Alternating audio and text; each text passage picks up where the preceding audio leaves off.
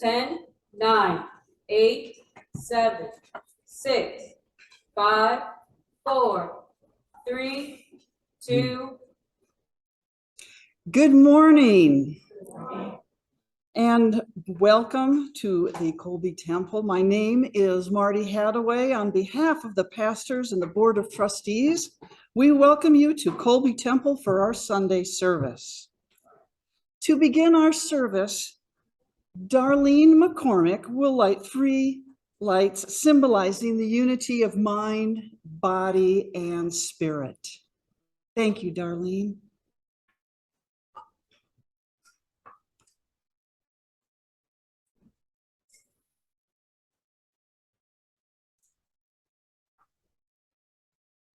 Thank you.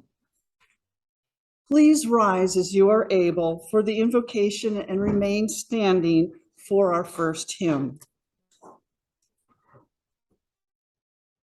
Infinite Spirit, God's, in the certainty of faith, in the knowledge of love, in the vision of hope, and in our being, may we be blessed with all good things on this day and forevermore. And this we say, amen. Amen. Our first hymn today is on page 196 of your hymnal, America the Beautiful.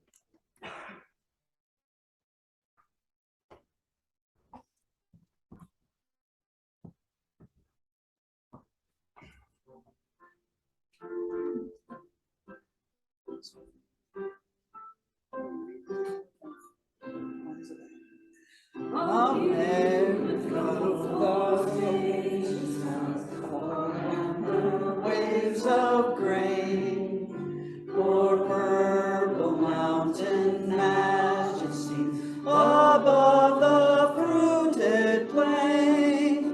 America, America, God shed his grace on thee, and crown thy good with brotherhood from sea to shining sea.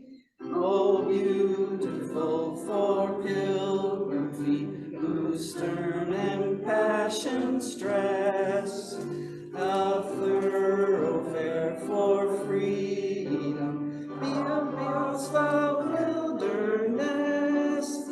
America, America, God sharing his uncontrol, comfort my soul with self-control, thy liberty and law. Oh, beautiful for heroes in liberating strife, who more than self their country love, and mercy more than life. America, America, may God thy glory find, till all success be noblest, and every gain we find. Oh, beautiful for patriotry that sees beyond the years, thine alabaster cities and in thy human tears. America, America, God shared his grace on thee, and crown thy good with brotherhood from sea to shining sea. Please be seated. Located on the handout are our Declaration of Principles. It is also located on the front inside cover of your hymnals. May we recite these principles together. We believe in infinite intelligence. We believe that the phenomena of nature, both physical and spiritual, are the expression of infinite intelligence. We affirm that a correct understanding of such expression and living in accordance therewith constitute true religion. We affirm that the existence and personal identity of the individual continue after the change called death. We affirm that communication with the so-called dead is a fact, scientifically proven by the phenomena of spiritualism. We believe that the highest moralities contained in the Golden Rule, whatsoever you would that others should do unto you, do ye also unto them. We affirm the moral responsibility of the individual, and that he makes his own happiness or unhappiness as he obeys or disobeys nature's physical and spiritual laws.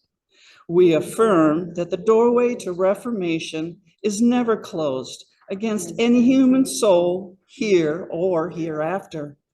We affirm that the precepts of prophecy and healing contained in the Bible are divine attributes proven through mediumship. The healing prayer is located on the back of your hymnal, the inside cover. Please recite with me prayer for spiritual healing. I ask the great unseen healing force to remove all obstructions from my mind and body and to restore me to perfect health. I ask this in all sincerity and honesty, and I will do my part.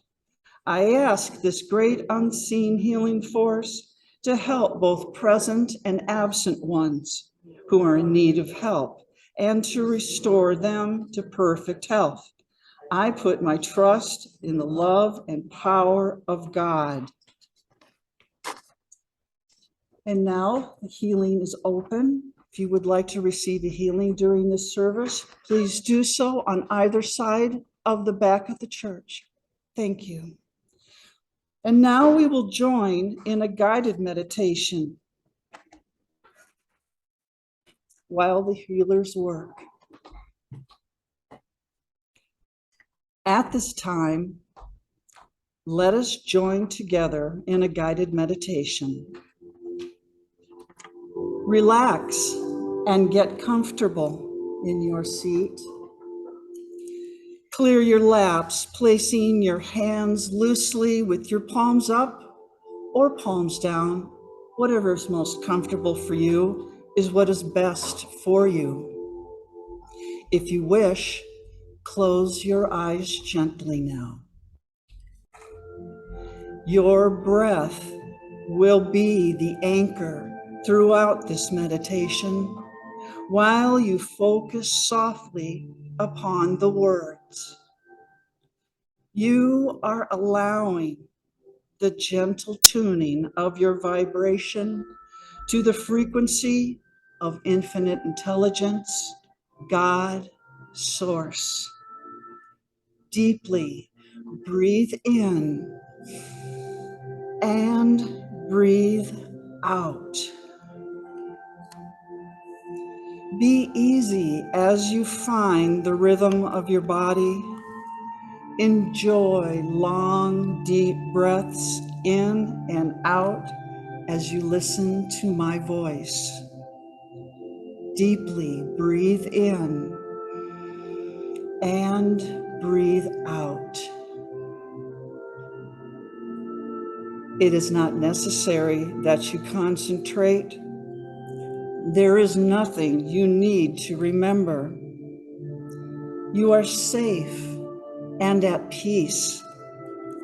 There is no one that needs you and nowhere for you to be but here and in the now.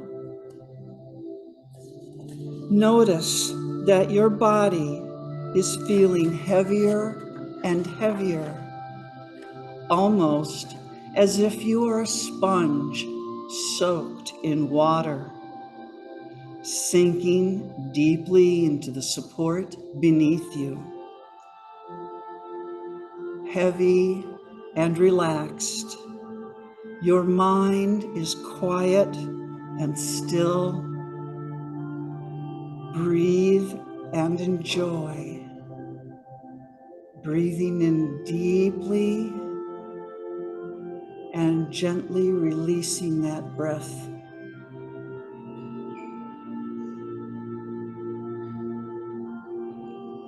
You are an extension of infinite intelligence, God, Source, an extension of non-physical source energy, and you have come into this existence with great eagerness and purpose.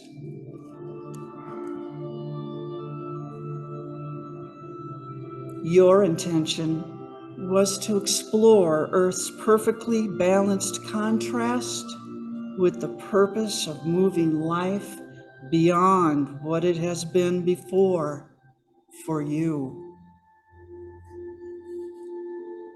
Breathe in and breathe out.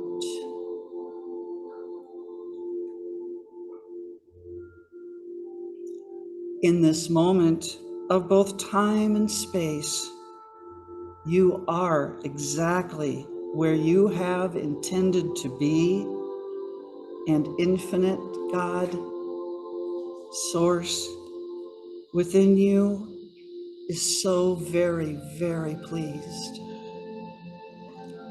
Deeply breathe in and breathe out. Your life continually calls for expansion through you, and all life benefits from the important part that we all individually play.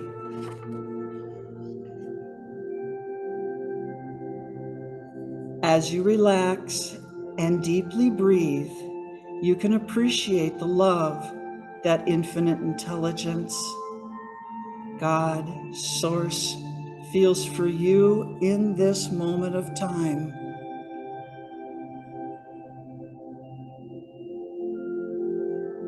Appreciation for your physical world, for all its diversity, and for the stream of never-ending desires you continually have. Before your birth into this physical body, you understood the importance of contrasting diversity on this planet Earth. You jumped in eagerly to explore the variety and to enjoy the expansion you knew would be called through you. Your life is unlimited in every respect, absolutely enjoying continuing abundance, enjoying perfect well-being. Deeply breathe in and breathe out.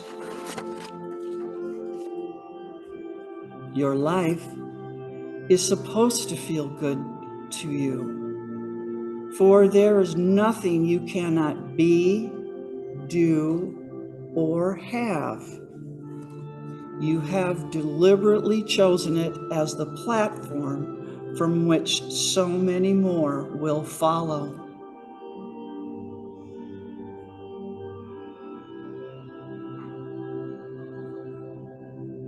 The appreciation that infinite intelligence, God, Source, feels for you never-endingly will wrap you in a warm blanket of worthiness and love if you will allow it to be.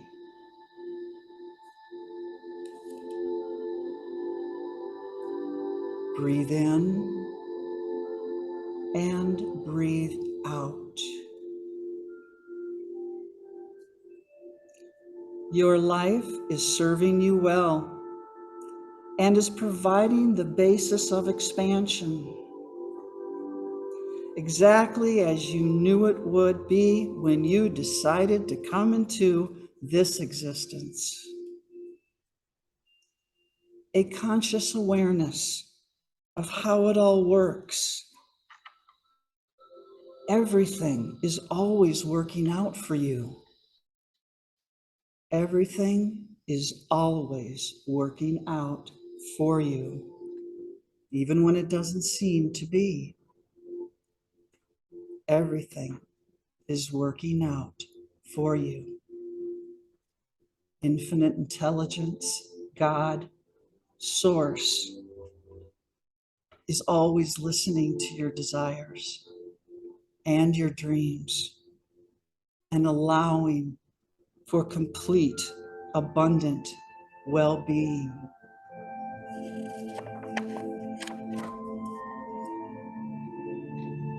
You feel eager and are desiring more and more with every new discovery. And each new place you stand, the expansive feeling of more continues to call you and refresh you.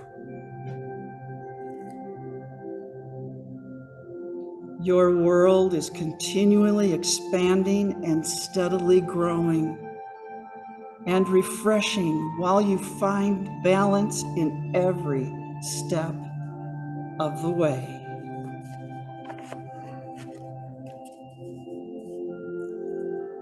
As you listen to these words and remember who you are, you will discover your actual vibrational patterns of well-being. Your life is supposed to feel good to you, and you are meant to feel happiness and joy in your life. And you are meant to satisfy your desires and your dreams. You are doing extremely well. There is great love for you, and you are never alone. Never alone. Love is all around you, always. And when you are ready, breathing in and breathing out, open your eyes. Welcome back, lovely ones. Welcome back to Colby Memorial Temple.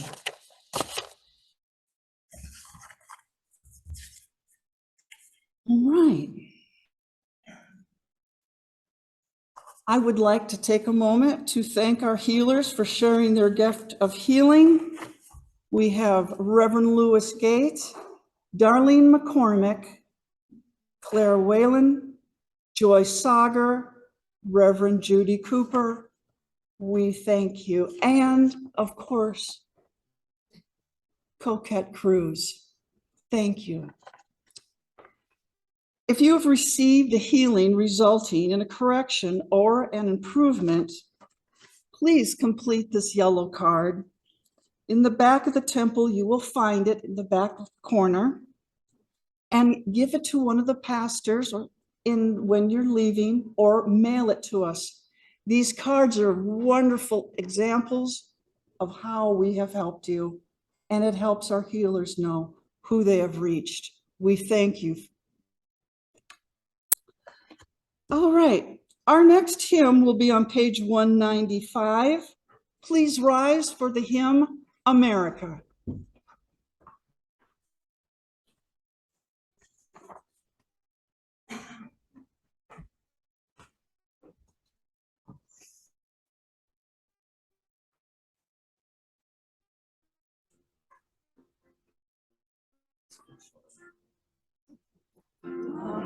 Sweet is the sweet land of liberty, hardy I sing. Land where my fathers died, land of the pilgrims' pride, and winds mountainside, let freedom ring.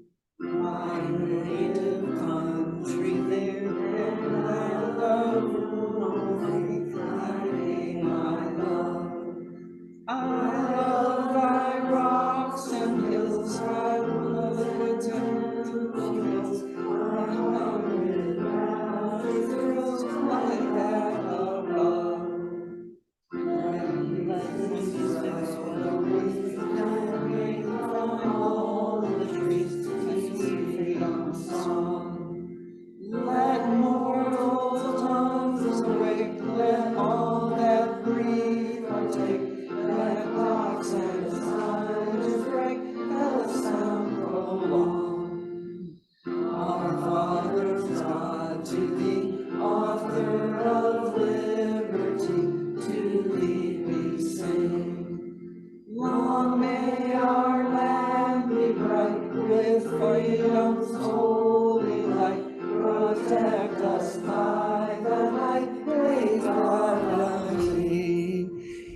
be seated. And now, it is my absolute pleasure to announce our speaker for today. Reverend Claire Van Cott is a medium, healer, and teacher, and she also holds a seat on the Board of Trustees as Vice President. It is my honor to introduce Reverend Claire Whalen.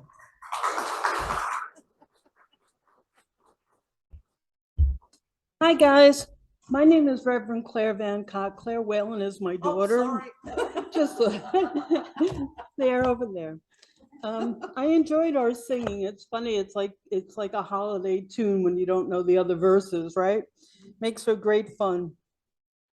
Anyhow, so this week we lost the Queen of England, Queen Elizabeth II, and what a display of service did that woman give the universe. She gave her entire life. She dedicated herself to her country before she became queen. And she did a most excellent and continuously fabulous job in her work. And isn't that really quite the display for all of us of what service can look like? We've also lost a couple of other people within the Spiritualist National Union, two very distinguished ladies. First, Janet Nohavik, who lived in New Jersey, and also Mavis Patilla, who was from the United Kingdom. And these women really were service-driven people for the religion of spiritualism, and they really did serve it in a most wonderful way, and perfect examples for all of us. And, you know, this is also the anniversary of September 11th, which is really a hard day for me and my family. And this is part of my own personal path to healing to stand up here and speak today. So just to give you the briefest little history of what happened that day, I worked at 111 Broadway, which is right in downtown Manhattan, and catty corner to the World Trade Center buildings. And so I was at work that day, like many thousands of other people. And if you had ever been in downtown Manhattan, the World Trade Center was also a hub for all the subway systems that came and went, as well as having an entire shopping mall on the first floor. Plus you're talking 100+ floors of building with people in every one of them, and 2 buildings, right? So basically it looked like an ant colony in the morning, people scrambling all over the place, and they're just absolutely everywhere. And one of my personal favorite things was an oatmeal truck that was parked right by the park across from those buildings. And it was one of those like kind of rituals of mine to go get some fresh oatmeal, and he had soy milk, almond milk, and it was just wonderful. It's just a fabulous thing, right? To be able to get that and then run into work and do my job. So I was a stockbroker, not on the New York Stock Exchange floor. That gets confusing for people. I work with institutions. So I was in what we call a trading floor, which means that that's about how much personal space I was allowed. And somebody was on the opposite side of me, sitting across from me. And that was my lifestyle for 25 years. So you do become accustomed to a little bit of cozy comfort with your neighbors, as well as knowing everything about their lives. And one of the things that, interesting enough, happened after September 11th is that I ended up moving to Florida. It had always been my rather ambition to leave New York and work someplace else. And I was able to do it after September 11th. But just to get back to that day briefly, that day affected my entire family. My husband and my daughter had no idea if I was living or dead because there was no phone service. And my brother was he's retired now, emergency service police officer. So as we were fleeing Manhattan, he was going in. And as I was on the ferry boat, which was extremely crowded and scary, he was actually coming out of the tunnel with the buildings collapsing on him, which meant that massive plume that you saw on TV, he was in that. I had my husband's nephew was a fireman. He was also there that day. My brother-in-law had just retired from the police department and took his own Bobcat and traveled into Manhattan to help try to access people, if that was possible, as well as my sister lost a brother-in-law who was in the building. And I also knew personal people that I work with, I mean, on the phone with every day, that were in that building and died. And so it's a memory that will just never leave you. And trauma is one of those things that we all have at different levels or different reasons. And your trauma is very specific and honestly very valid to you. Whether it's small to somebody else is not really a relative point. It's you that matters. And in coming to Florida, which was my husband's decision because I was sort of set on New Hampshire, he said, I don't want to freeze my butt off for the rest of my life. And that was about it. So we came down here and we looked at homes and I was able to transfer to a Florida location here with my company. But it also created access to Cassadaga to me. Cassadaga is not something I ever really had on my radar screen. I was always psychic. I was just weird, okay, that's fine. I'm one of 7. If you call one weird, that's a redhead. Shocking there, right? My oldest sister once told me I was adopted, and I was like, people with 7 children don't adopt people. What are you talking like? That's just not a truthful statement, that type of thing. But when we came here, we ended up, my husband and I vacationed in Disney and we looked at houses and we found one and I was able to make the connection with the man who ran the office down here. And I maintained my job, I maintained my clients, and I came down.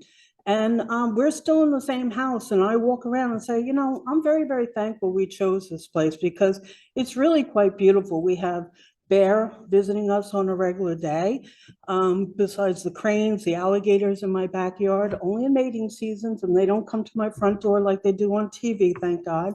And, it's just a beautiful, lovely place, as well as Cassadaga, because the moment I walked into this property, the building spoke to me. They look like I'm in upstate New York. So there was a lot of sort of like, wow, I'm home. Because all the homes that we looked at when we were looking to purchase our home, they all look exactly alike. I mean, they were stamped just like each other.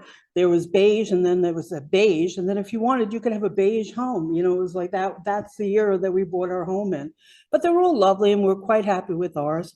And coming here, I came really mostly with visitors. And what happened was they would get a reading, and I would just sort of hang out and hover about. And I never actually got a reading from one of the mediums at Cassadaga. And it was after I retired from my position, which was planned on my part in the way that I knew that it was time. My daughter had finished her college, and so it was basically, I don't need to kill myself anymore in the way that I have been. And I can start to think about, what does Claire want to do? Not that I didn't love my position. I still trade stocks in my head at night when I'm sleeping all the time. And I miss it. I miss the camaraderie, as well as the brilliant people that I was able to speak to and work with. But finding Cassadaga led me to this thing called spiritualism, which I had read about Edgar Cayce since I was a teenager. So I had an idea, but never in the framework of a religion called spiritualism. It wasn't just in my awareness. And I wouldn't be the least bit shocked if all of you would agree with me. Had you ever really heard of spiritualism before you came here? Not really. It's not like, I like to say Cassadaga doesn't really have a lot of family units because we don't have basketball games. Really, if you have children and they need to participate in sports, you're active in the community and the church because that's part of the line. Not only that, but your actual belief system is part of that sentence too. But not having any kind of foundation for families to support their children, this is really something where people come to when they have awakenings. And I talk about how your psychic brain, you return to your psychic brain when it's not congested with all the things that you need to do, pay a mortgage, a loan, raise children, work hard at your job. When you have a little bit more emotional and private time, you start to find that your psychic abilities very much come back in a strong way. They regroup and they want you to know that they're there. And that happened to me when I was still in New York, way before September 11th. I had a situation where a man who I had known about his continued illness came to me in my kitchen, and my husband was there. And he basically said, you no longer have to pray for me. But I knew he wasn't talking specifically just to me. There were prayer circles for him, and they were all designed for his healing benefit. And what he was saying was, I have passed. And another very clarifying moment for me was a woman who lived across the street from my mother, who was really, she believed in God in such a strong, beautiful fashion. And she was the mother of 5, and she had a daughter named Claire. And so she would come out and scream Claire a lot, you know? And I was an adult, and it was very startling when I heard this. It was like, who the heck is calling me like that? And then I realized, you know, it was a mother calling her child my name, which was very interesting. But when she passed away, I could feel the energy of her on the other side. It was like she just exploded with joy and happiness to be with her God and be where she believed and in the presence of the divine. And the energy was just so phenomenal, just like pounded you practically in a good, positive, most wonderful way. And when I came to spiritualism, some of the things that I've learned here is that we don't believe that there's such a thing as hell. That's not on our agenda here in the religion of spiritualism. We believe you make your own hell or heaven. We don't call heaven heaven. We refer to it as Summerland, which happens to also be the name of our office. If you've ever noticed that, Summerland means the other side of life, right? And there is a full and complete life on the other side of life. There's some great books written about it, but I'm just going to give you a brief synopsis. There is such a thing as continuing your education. I like to say, if you always wanted to be a plumber for whatever reason, you can be a plumber. You can go to school, you can be educated. The fact that there's no clogged pipes is not really a personal life issue. It's more you can do the things that you want to do, and you can educate yourself and take yourself to a place that you've always wanted to be. Also, the other thing is if you arrive to the other side of life and you expect to see something, whether it's Jesus Christ sitting in a throne with people on right and left of him, you will see that. Or if you're Muslim and you believe that women and men should not be mixed together, you will see that. The idea is you will see what your comfort level allows you to see so that you are comfortable in the place that you have arrived. You can then continue and progress on the other side of life, which you can progress on this side of life. That's a personal life choice. And that speaks to free will, which is something else that we strongly believe in the religion of spiritualism. You have free will. I did an entire lecture on this, and basically the scientific definition of free will is that there's a nanosecond in your nerves from the time you think something and the action within your nerves. And this is what the scientists, it was a whole big thing for a couple of years about how we don't have free will because of that nanosecond. But I would suggest to you, you get up in the morning every day and you can say to yourself, I think I want to, and then I think I'm going to, and then you can do. Versus you cannot do, which may be the truth in other countries, right? But we have freedom here, and you can do what you want to do, and you do have free will, which means that you're responsible for your own happiness or unhappiness. And my latest thing this year is that I don't want to talk about being happy. That's a 2-minute smile and, oh, you know, somebody gave me ice cream, I'm happy. I want to be content. Content is a bigger, longer, stronger sentence. I want to feel content in my home life and content in my professional life. I want to feel content. I want to feel a sense that I am with me and I am in the flow. And being in the flow is something that sounds simple and it sounds very sort of like, oh, trendy. But being in the flow means that you understand what natural law is. And you understand that you can fight it, you can resist it, as well as anything, or you can go with it and understand that it's unchangeable. So therefore, every cause has an effect. There's the law of vibration, which is similar vibrational things tend to be drawn to each other. And in that situation, just to explain it simply, it would be my client base, I can draw people to me to work with me that we have an understanding versus somebody, I like to say, We have a lot of tourism here, and I call it the Mick reading. They want a 5-minute reading in 5 minutes, and they want it to cost $5, and that's my latest chuckle on that one. Where a mediumistic reading is not that in any way, shape, or form. I appreciate that. I understand that. I understand that draws many people to the place called Casadega, but it's not, I'm here to serve spirit. I'm not here to give you a 5-second reading in 5 minutes. And if that's what you're looking for, I'm always like, have a good day. It's just not my thing. But I will do 15-minute readings for the camp any day of the week because it's part of my service to the camp, and I consider that different. I'm not against any of this. Please don't leave with the wrong opinion. I just find I get a big chuckle out of it. Are you available right now? It's like, shockingly, no. Anyhow. So the the knowledge of natural law is something that draws us back and continuing our own personal education, which is really, again, part of spiritualism. You are free to learn and explore and attend classes here. And I always believe if you spend the time and the energy to sit in somebody's class, workshop, or anything else, be receptive to it, right? And at the end, you can walk to the door and you can say to yourself, that doesn't really work for me, and walk away. But that would be the same thing as a book.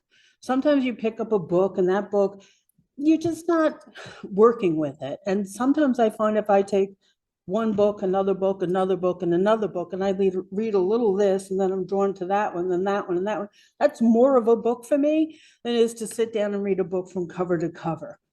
Because that's just the way spirit works with me. And when I prepare lectures, I surround myself with books and read endlessly and torture myself personally, and then I come here and I just speak. So it's very interesting in a lot of ways, but it's my own process. And I have to say, standing up here today, speaking to you on September 11th, was a decision I made as a part of my own personal healing. Because this is a day that I tend to, what are you doing today? Not talking to people, not watching TV, I really just shut down sometimes. And I think that's my perfect right. And after 20 some odd years, I've gotten somewhat better, but it's still very much the same. I function, I'm fine, but trauma exists still within me. And I would say if you lose your loved one and you come to Casadega, you are experiencing trauma. And I've heard people when I first got here, and I don't hear it that often anymore, that we shouldn't mourn. Mourning shouldn't be part of your process because you know that there's life on the other side. Please don't tell me not to mourn, and I would never tell anybody else not to mourn. Elephants mourn, dogs mourn. Why in God's name should we not mourn? We should mourn. It's part of our natural process of healing to be sad, to be despondent, even to find the ice cream and, find your coloring book and pull them up and really pull tight into you and just allow yourself to comfort yourself. I understand there's life after death. And I also understand by being in severe grief, you sometimes block the ability for spirits, your deceased loved ones, your dead relatives to communicate with you. They make great effort and stride for you to know that they are okay on the other side of life. I think, I can't tell you how many people ask me, are they okay? And the truth is they're perfectly fine. They've arriven. I don't believe in people that get stuck someplace or, they got rid of purgatory and they got rid of limbo. So, I think we can also get rid of it in our mind. That there is no stuckness. If anything, I think a lot of people are taken out of their bodies before they pass. In other words, they're swooped away, and the physical body is still there, and the physical body is deceased and on the ground, but the spirit of the person left. Elvis is out of the building. They left. And so it is challenging for us to process those that pass. And mediumship can be a great healing effort, even before you pass away. If you can speak to a family who has a terminally ill person in their family, and that terminally ill person understands that there is someplace they're going to, that there is no reason to feel fear about that passage. That does not mean that you don't hold on tight and want to live, nor you don't want to leave your loved ones. I understand and comprehend that and think that that, again, is natural. But if you can allow yourself to perceive there's more than the edge of the earth and you're going to fall off, that there's more that can potentially support you and be there for you. Your loved ones that have predeceased you are going to be there to greet you.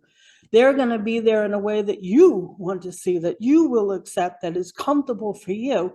And as you, I don't want to say mature, but as you spend more time on the other side of life, you find you're a little bit more distracted by what's going on earth and more interest in what's going on the other side of life. And so your interest in learning travel, music, great musicians complete their compositions. You know, who's ever done a piece of art or of any type and never thought, you know, I could just tweak that a little bit? Well, you can on the other side of life. That's a possibility and is available to you. And so you can go see music. I like to say, if you want to go to college, you don't have to park. It's lovely. You just pop in their seat. You want to go to a concert? You know, I'm from New York. If you go to a concert, it takes you 20 minutes to get to the front door of the building. Never more than 24 more minutes to get into where your seat might be, because this is how large things are, right? But you don't have to deal with that. You pop into your seat, and music has been described as a three-dimensional. It's not just dum, dum, dum, dum. It's dum, dum, dum, dum, dum. It's like a light show. And so think about that. If you could hear somebody play live, I love live music. I love the vibration of it in my body, but also throw in like lights and movement. It would be like, wow, this is better than going to see a rock concert, which you can lose your hearing out, by the way. You may know about that, right?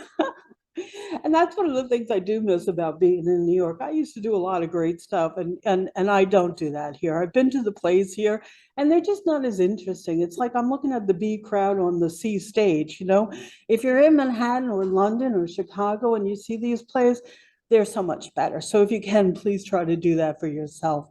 The point being about spiritualism, it teaches us that we are personally responsible, that we are the people that have to make amends. If you have an issue or a problem with somebody, it's time to sit down and say what that is, to speak on it. People are not mind readers. They don't know what you're upset about. And if you're holding a grudge for the last 10, 20 years and you refuse to speak to the other person about it, that's on you. Don't tell me what they did. I'm going to tell you what you're not doing.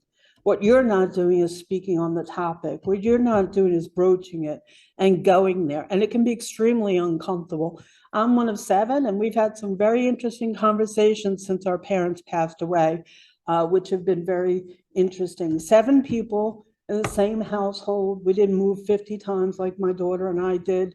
We were in the same household, and very different experiences based on who you are and how old you are and what's going on in your life. And so perception, which is one of the natural laws, is a very important thing. Your perception of an event may be extremely different than mine. They're both valid. They're both your reality, you know, your reality and my reality, but it's okay to talk about that. It's okay to converse and get together with people and say, you know, this is what happened to me. And this is what, you know. I'm not asking you to change your belief. I'm asking you to notice mine. And one of the things, I did allow myself to watch the September 11th show. What I usually do is record them and only watch as much as I can manage and then stop. And when I heard for the first time, and it could just be what this show was, because there's so many to choose from, that the original people that planned the attack on the World Trade Center, and these 2 men also planned the original attack, if you remember that was prior to it. They put some bombs in the bottom of the parking lot and thought the building would collapse. It didn't work. I was there for that one too, not in the building, but in the financial industry. And basically what they were trying to do is kill Jewish people. Which, think about that. Do you even think they know Jewish people? You know, just think about that for 2.5 minutes. They also killed white people, green people, Black people, striped people, all religions, all denominations, male and female. And their intent is they thought there were a lot of Jewish people in the building, so that would be a good personal plan to get that building. And that brings me to Northern Ireland. I remember hearing about how what they were doing was they were taking people from Northern Ireland and taking people from what I'm going to call Southern Ireland and sending them away to camps together so that they can learn to understand each other, not by a lesson or somebody sitting in a room saying, see, look, you're not that different, by telling them to go out and play together, by eating together, by sleeping together, and understanding your thoughts about what you think, your perception about somebody has very little to do with that nationality or religion. It really doesn't. You really don't know unless you're in there. And the perception that Muslim people are bad or good, it's like, why? Why do we say that, right? There are good people and bad people across the board, right? To label somebody because of their religion, ethnic, or gender is really kind of like, open your eyes. The year is 2022. It's time for you to understand we are really one nation under God. We really are. And with that, I'm going to say thank you for letting me speak here today. It was truly my honor.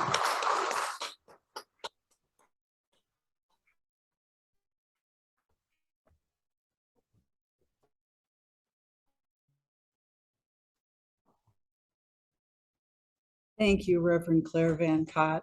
My apologies for mixing your name with your beautiful daughter's name. Just a big blank moment. Okay. And now let me get my place here. All right.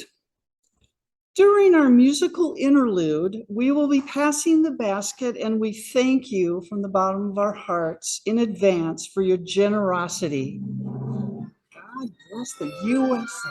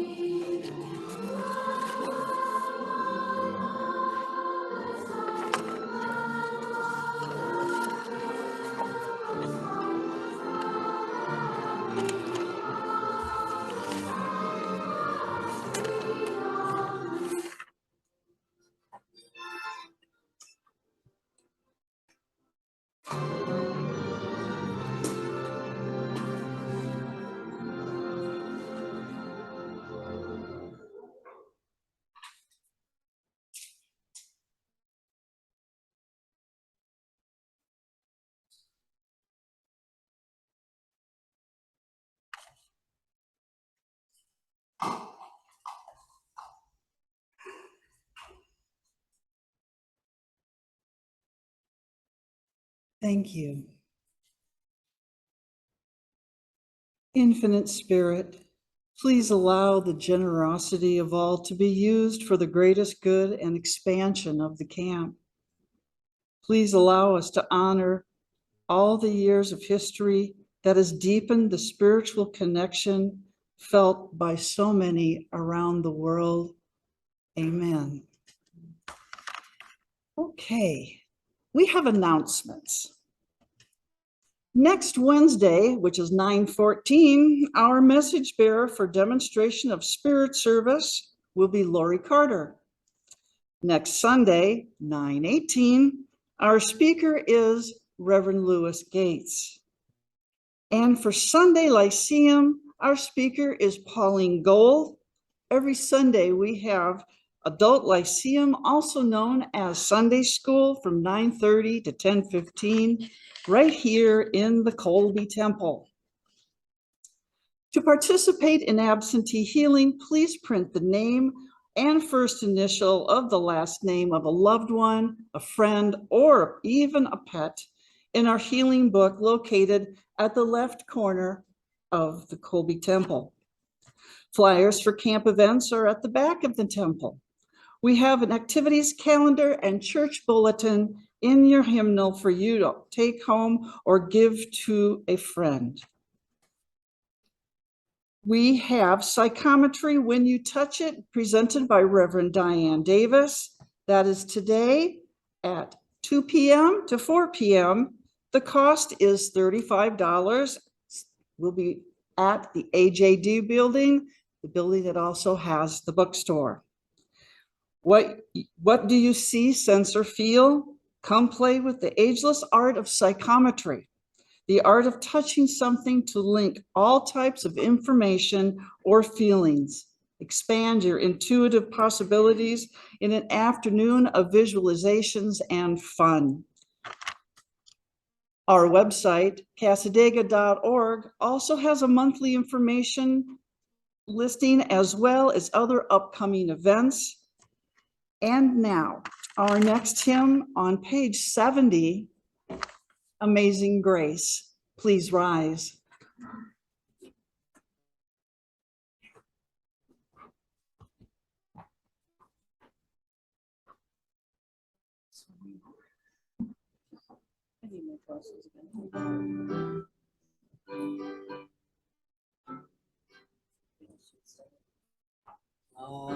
Amazing grace, how sweet the sound that saved a wretch like me. I once was lost, but now I'm found. Was blind, but now I see. 'Twas grace that taught my heart to fear, and grace my fears relieved. How gracious is that grace so familiar, the hour I first believed. Through many dangers, toils, and snares, I have already come.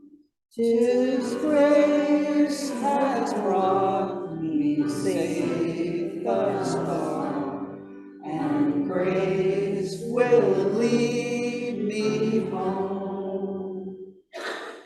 When we've been there 10,000 years, bright shining as the sun, so we will last days to sing God's praise. Then when we rose beyond. Thank you. Please be seated. We now welcome our message bearer to the platform, and let me get her name correct. Reverend Claire Van Cott. Thank you.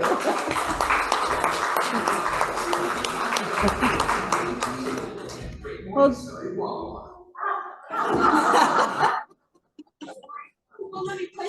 that's okay, don't play it, because I'm gonna do the readings now. Spirit is speaking to you, telling you, Wawa has good soup. I just want to clarify, my daughter Claire Wellen is an excellent medium too, just in case you ever come across that name. Just so you're aware, because it was kind of funny that it was said by mistake. Actually, I was thinking about going to the lovely Carol. May I? Okay, Carol, I'm aware of your grandmother, and I feel like she's a funny woman. She's got a good sense of humor. I feel like she's shorter than you. I also feel like she complains about her hair. I feel like she feels like she can't manage it or something along that line.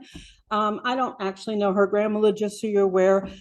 This is 100%. She strongly wanted to come through.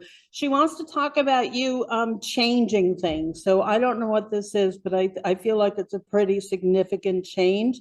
I don't know if it's workplace or home life. I'm not saying move, don't move. I don't tell people what to do.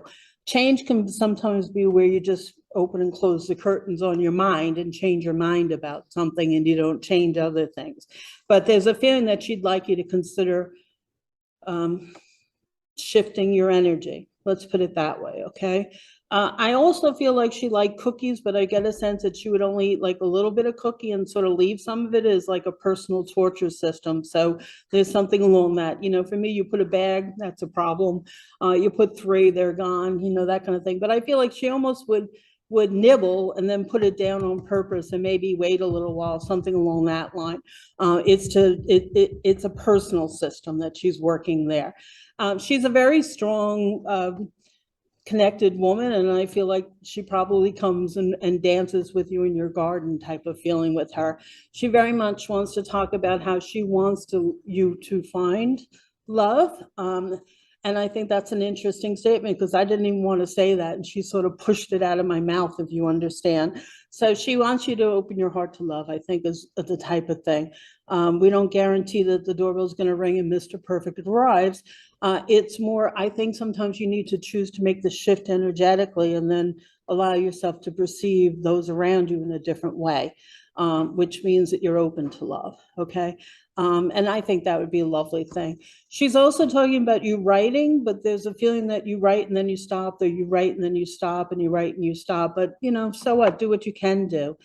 This is not, you need to write a book. This is more journaling, more personal journaling. And also, I feel like it's part of your own personal healing path in a way to allow yourself to go there. And I'm going to leave you with that, with love and light. Thank you. Hi, guys. Forget it. I'm not going to talk to any of you. That did not impress me, in case anybody cares. Let's do it again. Hello. Thank you. Can't you feel the energy? That's the whole point of it, right? And the woman with the, I'm not sure, let's call it, yeah, you just turn your head and you have like sort of striped, beautiful colors on. Hi, how are you today? Good. I'm going to need some water. Hold on, please. Can you get a spit it up? Fantastic. You're welcome.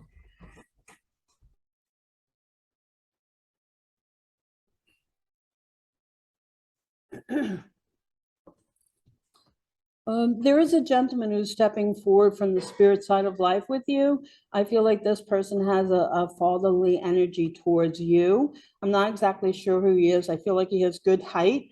I feel like he is, I'm going to say broad shoulders, and I feel like the rest of his body shape is rather goes down straight versus, you know, lumpy and bumpy. Let's put it that way. I feel like he's not. I also get a sense that towards the end of his life, he has issues with communicating with people. I feel like that's hard for him to do. I don't know if that means verbally but I get a sense of, I would describe it as what he wants to say is not what he's able to say, if that makes sense to you. So do you know who I'm talking about? Thank you. He has a sense of his religion that's very positive and strong for him. I don't know that he's a go to church person or go to temple person, but he has an understanding of his sense of the infinite intelligence that he's very comfortable with, you know, which means to me that he understood that he was coming to the end of his life. And he also understood a comfort level about that it was not going to, it was going to be okay. Let's put it that way.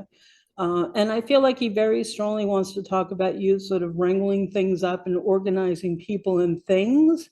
And it feels like that could be like a family event type of a situation. So you may have been put in charge as far as what happens next with people. And I understand, you know, it's kind of like wrangling cats sometimes to get people to do what you want them to do. But I think your intention is the way to stay on it. In other words, my intention is to pull this off. I will invite and open up to everyone appropriately. And then on the day, like a wedding, don't think about what went wrong. Just enjoy those that did come. Do you understand what I'm saying? Because you're not going to be successful in getting everybody to do what you want them to do and or to play nice with others. And that's just life. It's not even a commentary on your family. I think it's a commentary on every family. But there's a point where I think it's just manage things as best you can. Take the directives as you're receiving them, because it feels like you're getting downloaded things, if you understand, sort of like, oh, do it that way. Oh, do it that way. And that's a very good thing. That's the other thing I didn't mention in my lecture. You can ask for guidance on a daily basis. And sometimes I forget. So what I do is I say, I'm open and available to guidance for my highest and my best, even if I don't request it. So that means like, it's okay to tell me stuff. You know, I'm stubborn, but it's okay to tell me anyhow. Do you understand what I'm saying? And I feel like you understand that comment. I also get a sense with him that there's something about perhaps they were trying to, his veins were challenging at the end of his life. So that was painful and challenging for him. I feel like they're poking at him and it's not working so good. And I know that experience. I had COVID, I was in the hospital, and they brought in the vein specialist by the last day. And the guy has like this machine that made my veins look like a subway map.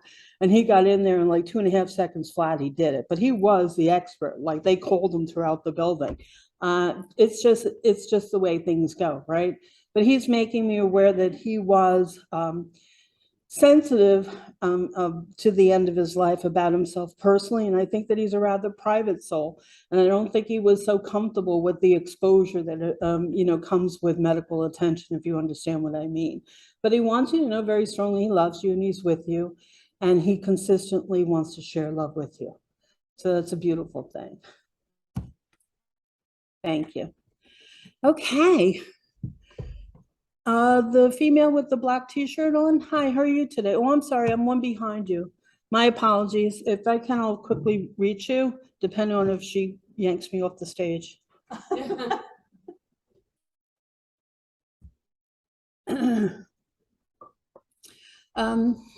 There's two females coming forward from the spirit side of life. And with that, I sort of sense that I might be with mother and grandmother. And I don't know that I'm talking about your mother. It could be your grandmother and great-grandmother type of situation. But these two women are mother and daughter, okay, would be the way I would describe them. Yes, okay, yes. So I'm with the female with the black t-shirt on who just pointed at her chest, okay? I just want to totally confirm that. And I get a sense that these are women that were close, but yet they're competitive, but I don't mean that they're fighting over, a shopping bag. I just feel like one tries to improve themselves and hold themselves in the highest light, and the other one will do the same type of situation, okay? So let's get more specific information for you so your glazed look removes from your face. I'm going to ask one of the females to step forward. And the interesting thing is I'm trying to get the younger generation, the older generation female wants to come forward. So you may or may not know some of this stuff, but we're going to go with her because she wants to. I feel as if there's a photograph with her, and I get a sense that she's sitting in like a 3/4 position. She's seated, and there's a feeling that there are, I'm going to say beads, it might be pearls around her neck. And she feels like she has a similar sort of neckline to you on, okay? But I feel like this is a photograph. She looks to me like she's wearing older clothes, older style of clothing.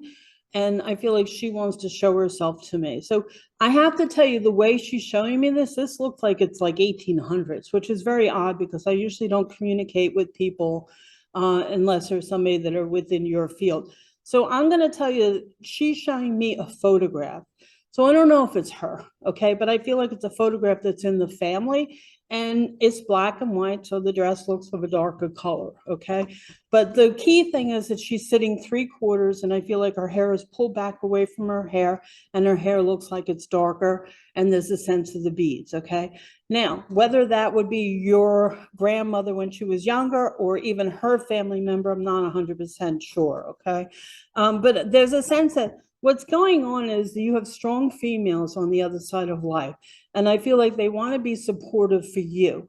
They want you to understand that they're there to assist you and help you make decisions. There's a feeling with you that you might be making a choice about either education, or that can be actually education, meaning it can also be job change or some elevation in your job. Education looks the same to me, whether it's in work or outside of work, okay?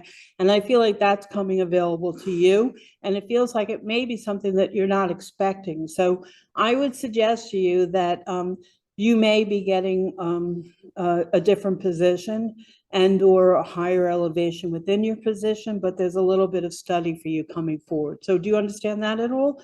Thank you. She shook her head, yes, boys and girls, just because she had that gaze look on.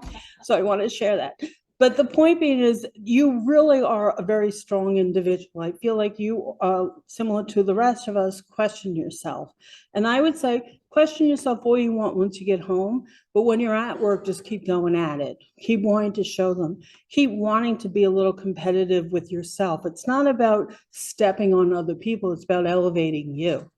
It's about creating what you really want in your life and world. And I think this is a stepping stone to potentially other things, okay? Which could open up your career path quite a bit. No guarantees here. Free will, you decide that one, right?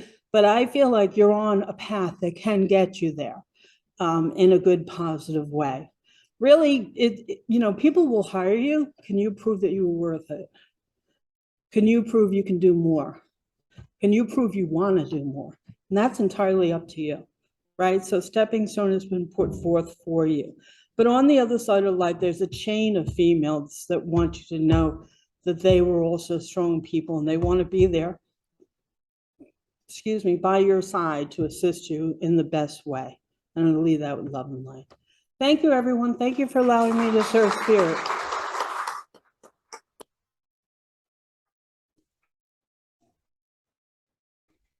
Thank you, Reverend Claire Van Cott. Such a tricky thing. I know, for some reason it is for me today. I'm like, okay. I've only known her for 5 years, so there you go. Okay, we would like to remind everyone that we have our afternoon message service that starts 12 p.m., about 25 minutes right here in Colby Temple. A group of mediums and student mediums will be giving spirit greetings to as many people as they can reach. During that hour, everyone is welcome. We encourage you to visit our bookstore today, which is open 12 to 5 p.m., 12 to 5 p.m., okay, and then Monday through Friday, 10 a.m. to 6 p.m. All righty, and that's on Saturday. All righty. Please rise for our closing hymn, page 203, Let There Be Peace, and remain standing for the benediction.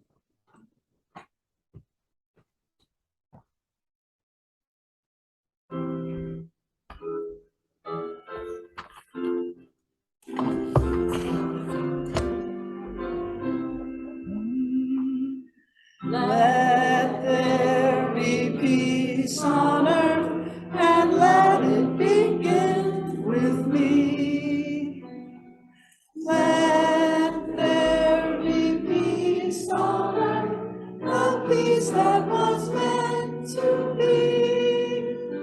With God our Creator, children all are we. Let us walk with each other in perfect harmony.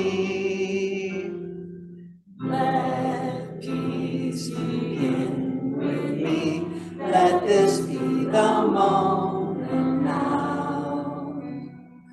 With every step I take, let this be my solemn vow.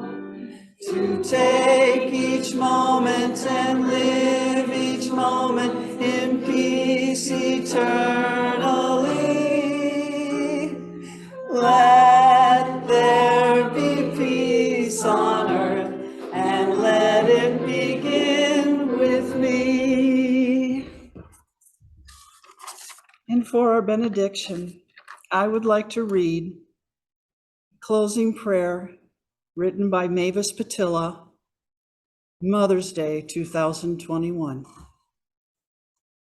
Great Spirit, in the atmosphere of your creation, thankful are we that our souls have united in the power of love to support the communication between the two worlds from deep within our being. We send forth our heartfelt love to the unseen world. May they know that they will always dwell in our hearts and in our minds now and forever. Amen. Have a lovely day. Thank you, everyone.